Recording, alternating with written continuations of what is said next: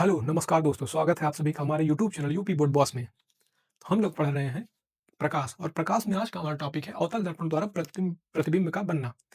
अवतल दर्पण द्वारा प्रतिबिंब 6 प्रकार के बनते हैं। उन 6 के बारे में समझेंगे और समझेंगे बहुत आसानी तरीके से समझेंगे। यहाँ से हम 1 या 2 नंबर हमारा पक्का क्वेश्चन पूछा जाता है, मल्टीपल चॉइस में हो या आकार, स्थिति और प्रकृति की मतलब कि अगर वस्तु वक्रता केंद्र और एफ के बीच में है, तो प्रतिबिंब की आकार, स्थिति और प्रकृति कैसी होगी। तो बात करेंगे इन सब के बारे में बहुत ही आसान तरीके से और ट्रिक के माध्यम से समझाएँगे। आपको ये पूरा प्रकाश चित्र आरेख बनाने की आवश्यकता नहीं होगी। तो चलिए शुरू करते हैं। तो मैं आपको कुछ स्थिति 6 स्थिति के बारे में बता देता हूँ। हमने एक अवतल दर्पण बना दिया है। अवतल दर्पण की परिभाषा क्या होती है?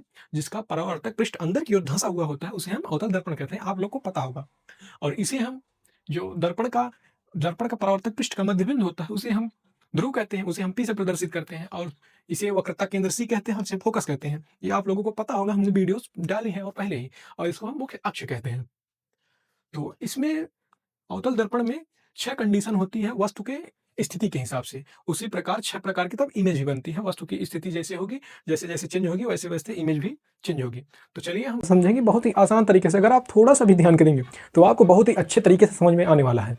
तो पहले मैं आपको कुछ पॉइंट बता देता हूँ, जो आपको शायद पता भी होगा कि अवतल दर्पण मतलब ये होता है, इस तरह पॉलिश होता है। तो अवतल दर्पण के जो इस तरफ प्रतिबिंब बनते हैं, वो कैसे होते हैं? वो वास्तविक होते हैं, क्योंकि वहाँ किरणें वास्तव में मिलती हैं। लेकिन दर्पण के उस तरफ जो प्रतिबिंब बनते हैं, वो आभासी होते हैं। मतलब वहाँ पे मिलती हुई प्रतीत होती है, लेकिन वास्तव में नहीं मिलती हैं। तो दर्पण के इस तरफ जो प्रतिबिंब बनेंगे, वो वास्तविक होंगे। उस तरफ जो बनेंगे, क्या होंगे? आभासी होंगे। और आपको ये भी पता होगा कि वो वास्तविक प्रतिबिंब होते हैं, वो सभी उल्टा होते हैं। जितने भी वास्तविक प्रतिबिंब होते हैं, वो सभी उल्टा होते हैं, और जितने आभासी होते हैं, वो सीधा होते हैं। ये पॉइंट आप लोगों को ध्यान रखना होगा, और ये बहुत ही आसान पॉइंट हैं, वो आपको याद भी होंगे। तो मैं अवतल दर्पण में 6 स्थितियों के बारे में बात करता हूँ। अवतल दर्पण में 6 स्थिति होती है वस्तु के स्थिति के हिसाब से। तो पहली वस्तु स्थिति क्या होती है कि जब वस्तु कहाँ पर हो दोस्तों? जब वस्तु अनंत पर हो। जब वस्तु अनंत पर हुई, ये हमारी पहली स्थिति हुई। वहाँ पर हम 1 मार्क कर दिए हैं। और दूसरी स्थिति हम मान लेते हैं कि जब हमारी वस्तु अनंत तथा C के बीच में हो। अनंत तथा C के बीच में हो, ये हमारी दूसरी स्थिति हुई। तीसरी स्थिति क्या होगी दोस्तों हमारी? कि जब वस्तु कहाँ पर हो? C पर हो। C मतलब क्या है वहाँ पे? वक्रता केंद्र। और चौथी स्थिति हमारी क्या है? जब वस्तु C तथा F वक्रता केंद्र तथा फोकस के बीच में हो। ये हमारी चौथी स्थिति हुई।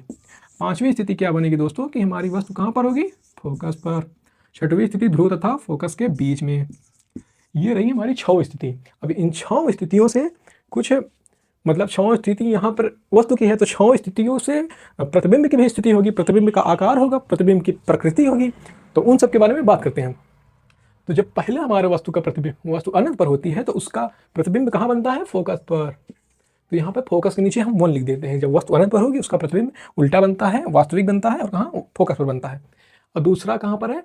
जब अनंत तथा C के बीच में हो, तो कहाँ बनेगा? फोकस तथा वक्रता केंद्र के बीच बनेगा। यहाँ पे हम 2 कर देंगे, और यहाँ 3 यहाँ। चौथा हम यहाँ पे मार्क करेंगे दोस्तों, पांचवा यहाँ पर और छठवां यहाँ पर। उसको बाद आपको समझाएंगे मैं कर क्या रहा हूँ। तो मैंने ये किया कि आपको एक ट्रिक बना दी। ट्रिक ऐसी है कि जब वस्तु अनंत पर होगी, तो प्रतिबिंब कहाँ बनेगा? फोकस पर। जब अनंत तथा C के बीच में होगी, तो फोकस कहाँ बनेगा? C तथा F के बीच में। यहाँ पर देखिए 2 2 3 3, मतलब जब वस्तु C पर होगी, तो प्रतिबिंब भी कहाँ बनेगा? C पर ही बनेगा। और चौथी स्थिति क्या है? जब C तथा F के बीच में होगा, तो प्रतिबिंब कहाँ बनेगा? अनंत तथा C के बीच बनेगा। पांचवी स्थिति क्या होगी? जब वस्तु फोकस पे हो। जब फोकस पे होगा, तो हमारा प्रतिबिंब कहाँ बनेगा? अनंत पर बनेगा। तथा छठवीं स्थिति क्या है? जब फोकस तथा ध्रुव के बीच में होगा, तो हमारा प्रतिबिंब आभासी बनता है। तो इतना आप लोगों को समझ में आया होगा। एक बार और समझने का प्रयास करेंगे तो ये समझ लेंगे। पहले आपको 1 2 3 4 5 छठों स्थिति लिख देना है कि वस्तु अनंत पर हो, C तथा अनंत के बीच हो, C पर हो, C तथा F के बीच में हो, F पर हो, F तथा P के बीच में हो। ये 6 स्थिति आपको पता होगी। उसके बाद आपको ये F से मार्किंग करनी है। F पे 1, F C तथा F के बीच दूसरी मार्किंग, तीसरी मार्किंग C पर, और चौथी मार्किंग अनंत तथा C पर, और पांचवी मार्किंग अनंत पर, छठवीं मार्किंग उस तरफ। तो मतलब ये मार्किंग जो है, ये प्रतिबिंब की स्थिति है, ये वस्तु की स्थिति है। वस्तु की स्थिति यहाँ रहेगी, तो प्रतिबिंब यहाँ रहेगा। वस्तु की स्थिति यहाँ रहेगी, तो प्रतिबिंब यहाँ रहेगा। वस्तु की स्थिति यहाँ रहेगी, तो प्रतिबिंब हमारा यहाँ बनेगा। वस्तु की स्थिति यहाँ रहेगी, तो प्रतिबिंब कहाँ बनेगा दोस्तों? यहाँ बनेगा।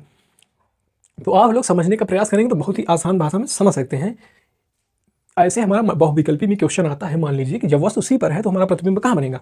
वैसे आपको किरण आरेख बनाना पड़ेगा। यहाँ पे आप सीधा इसको एक बनाएंगे, सीधा मार्किंग करेंगे, CF बनाएंगे। यहाँ 1 2 3 4 5 6 लिख देंगे, सीधा लिख देंगे, आपको 6 क्लियर। तो हमारा क्वेश्चन क्या था, जब वस्तु सी पर हो तो हमारा प्रतिबिंब कहाँ बनना है, सी पर ही बनता है। तो अब बात करते हैं कि वास्तविक क्या होता है, वास्तविक कब बनेगा और वास्तविक और आभासी कब बनेगा। तो मैंने कहा कि जब वस्तु का प्रतिबिंब इधर बनता है तो वास्तविक बनता है, और वास्तविक प्रतिबिंब कैसे होते हैं, उल्टे ही होते हैं। और उधर बन रहा है सिर्फ एक, वो कैसा होगा, आभासी होगा लेकिन सीधा होगा। तो दोस्तों जब वस्तु हमारी अनंत पर होगी तो फोकस पे बनेगा, फोकस पे बनता है तो ये बहुत ही अत्यंत छोटा बनता है। ये थोड़ा आपको याद करना पड़ता है, अत्यंत छोटा। जब वस्तु अनंत पर होती है तो अत्यंत छोटा बनेगा। अब छोटा सा हल्का बड़ा बनेगा, मतलब पहले बहुत छोटा था अब छोटा हो जाएगा। अब छोटा सा था तो छोटा सा बराबर हो गया, यहाँ पर क्या हो जाएगा, बराबर वस्तु के, यहाँ वस्तु से बड़ा और यहाँ बहुत बड़ा, और ये वाला भी बड़ा ही बनता है। तो समझिए, जब हमारी वस्तु अनंत पर है तो उसका प्रतिबिंब फोकस पर बनता है। कैसा बनता है, वास्तविक बनता है। वास्तविक है तो उल्टा रहेगा, उल्टा है, और वस्तु उसकी कितना, और उसकी प्रकृति क्या है, बहुत ही छोटा है, अत्यंत छोटा है। और दूसरा कंडीशन क्या है हमारी, जब अनंत और वक्रता केंद्र के बीच होती है तो हमारा प्रतिबिंब फोकस दूरी तथा वक्रता केंद्र के बीच बनता है, वास्तविक बनता है। इस तरफ है तो वास्तविक है तो उल्टा है, वास्तविक उल्टा साथ में आते हैं, वास्तविक है उल्टा है तो और छोटा बनता है। और तीसरा कंडीशन है, जब हमारी वस्तु के सी पर हो तो उसका प्रतिबिंब कहाँ बनेगा, सी पर ही बनेगा दोस्तों। कैसा बनेगा, वस्तु के बराबर ही बनेगा, और वास्तविक के साथ उल्टा। और चौथा कंडीशन क्या है, जब हमारी वस्तु सी तथा एफ के बीच में हो तो प्रतिबिंब कहाँ बनेगा, अनंत तथा सी के बीच बनेगा। कैसा बनेगा, बड़ा बनेगा, उल्टा और वास्तविक। अब पांचवी कंडीशन, जब फोकस पे हो तो अनंत पे बनेगा। जब अनंत पे वस्तु थे तो प्रतिबिंब फोकस पर बनता था। अब वस्तु फोकस पर है तो प्रतिबिंब कहाँ बनेगा, अनंत पे बनेगा। ये दोनों अपोजिट हैं। और कैसा बनेगा, बहुत बड़ा बनेगा। यहाँ पे बहुत छोटा बनता था, यहाँ पे बहुत बड़ा बनेगा, और वास्तविक उल्टा। और छठवीं कंडीशन है कि जब हमारी वस्तु ध्रुव तथा एफ के बीच में होगी तो प्रतिबिंब कहाँ बनेगा। जब हमारी वस्तु ध्रुव तथा पी के बीच में होती है तो प्रतिबिंब आभासी बनता है, वस्तु से बड़ा बनता है और सीधा बनता है। एक क्वेश्चन आता है कि आभासी बड़ा प्रतिबिंब किस दर्पण के द्वारा बनता है। तो आभासी बड़ा प्रतिबिंब अवतल दर्पण के द्वारा बनता है। उत्तल दर्पण के द्वारा जो प्रतिबिंब बनता है वो आभासी तो होता है लेकिन वस्तु से छोटा होता है, लेकिन इसके द्वारा बना प्रतिबिंब आभासी और बड़ा होता है। आभासी होता है तो सीधा अपने आप होगा। तो दोस्तों एक बार और समझने का प्रयास करेंगे, थोड़ा सा भी ध्यान देंगे तो आप समझ जाएंगे। ये बहुत ही अच्छी चीज़ है, आपको बहुत याद करने की ज़रूरत नहीं है। अगर आप ऐसा बना लेंगे कि ये सी है, ये एक अवतल दर्पण है जिसका पी ध्रुव है, यह फोकस है, और सी वक्रता केंद्र है, और हमने 6 स्थितियों में वस्तु को लाकर आप रख देंगे। उसके बाद आप फोकस 1 मार्क कर दीजिए, फोकस सी 2 कर दीजिए, यहाँ 3 कर दीजिए, यहाँ 4, यहाँ 5, और फिर आप समझ लीजिए वस्तु का प्रतिबिंब कैसा बनता है। और मैंने आपको बताया इधर जितने बनेंगे वास्तविक बनेंगे, उल्टा बनेंगे, और उधर जो बनेगा सीधा बनेगा और आभासी बनेगा। और यहाँ से आपको एक बात और ध्यान थोड़े पड़ेगी, ये बहुत छोटा बनेगा, बहुत छोटा के बाद छोटा बनेगा, छोटा के बाद बराबर बनेगा, बराबर के बाद बड़ा बनेगा, फिर बहुत बड़ा बनेगा, उसके बाद वो सिर्फ बड़ा है, मतलब वो थोड़ा अलग कंडीशन है, लेकिन ये पूछा जाएगा। ये इंपॉर्टेंट केस है। इंपॉर्टेंट केस ऐसे है कि पूछा जाता है, मल्टीपल चॉइस में नहीं तो 1 नंबर क्वेश्चन में पूछ सकता है कि किस दर्पण द्वारा की प्रतिबिंब आभासी और बड़ा बनता है वस्तु से। तो ये अवतल दर्पण ही है। उत्तल दर्पण में आभासी तो बनता है लेकिन वस्तु से छोटा बनता है। तो आशा करते हैं आप लोग को ये समझ में आया होगा। अगर समझ में आया हो तो हमारे वीडियो को लाइक करिए और चैनल को सब्सक्राइब कर सकते हैं। आप लोग को ये टॉपिक समझ में आया होगा। अगर नहीं आया होगा तो आप लोग एक बार और देख लेंगे, और वो ट्रिक थी अपने से थोड़ा ट्राई करके रिवाइज कर लेंगे तो बहुत ही अच्छे तरीके से समझ में आ जाएगा। इससे क्वेश्चन बनते हैं।